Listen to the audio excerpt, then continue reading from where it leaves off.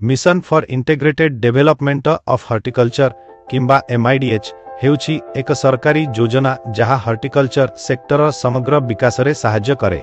एहार अर्थ हेउछि एहा कृषक माननकु उत्पादन ओ आय वृद्धि करिबारे सहाय्य करे।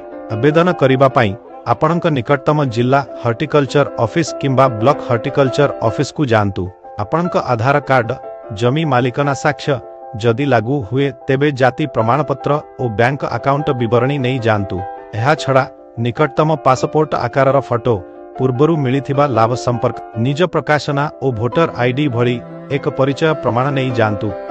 समस्त फॉर्म तालिकाभुक्त कृषकंक नामरे हेबा उचित जीए जमीर मालिक।